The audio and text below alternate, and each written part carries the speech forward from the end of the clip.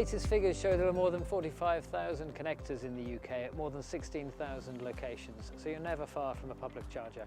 If you've not got a home charger, then it will be very convenient for you if you live on a street with on-street residential chargers such as these. Most of the on-street residential chargers being installed at the moment are 7 kilowatts, and that's enough to charge even the largest battery EV to fully charge overnight. Elsewhere, away from residential areas, on-street chargers are also most commonly 7 kilowatts. They may be more, they may be less, but that 7 kilowatts could give you about 25 to 30 miles of driving range from 1 hour of charging. So useful for a top-up charge in town. The chargers we've been talking about so far are all AC chargers, but batteries can only be charged with DC. The car is doing the hard work of converting the AC electricity into DC, and that's relevant because you then potentially are limited by the speed at which the car can do that. So for example, many of the older EVs can only charge on AC at 3.3 kilowatts. So you might plug into a 7 kilowatt charger, but if your car's rated at 3.3, it will only charge at 3.3. But if you want a faster charge, then you need DC rapid charging. So it's quite a different thing.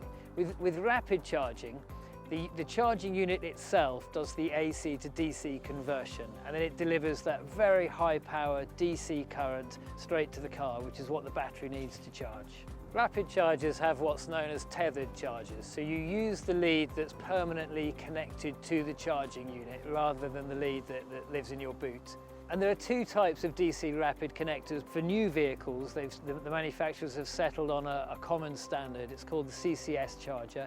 Some of the older EVs, particularly the older Japanese EVs, will use a different type of connector called CHAdeMO.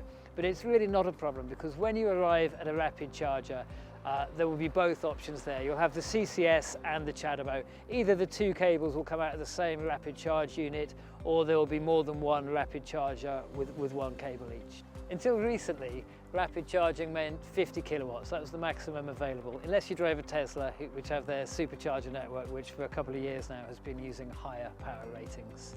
But in the last year or two, things have taken another big step forwards again, and we're now seeing what's known as ultra-rapid chargers installed. That terminology refers to anything above 50, but some of these ultra-rapids go right up to 350 kilowatts of charge, and that's a phenomenal rate of power. At 350 kilowatts, 10 minutes of charging will give you something like 200 to 250 miles of driving range. But there is a caveat, because above 50 kilowatts, then you're likely to be limited by what the car can handle.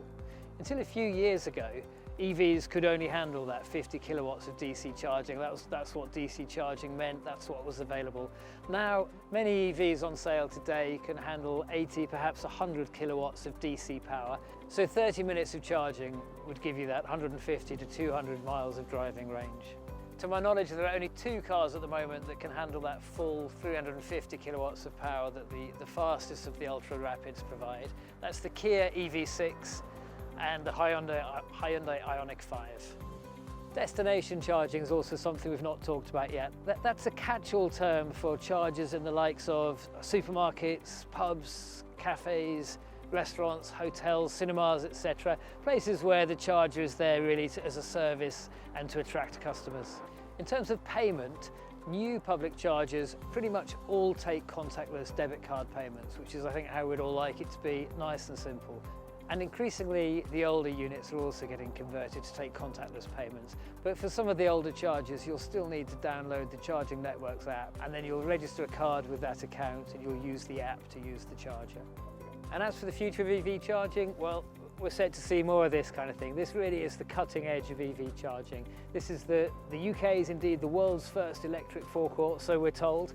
It's in Nib Rangery in Essex. This site can charge 36 EVs simultaneously, 30 of those at ultra rapid speeds and 12 of those at this incredible 350 kilowatt power.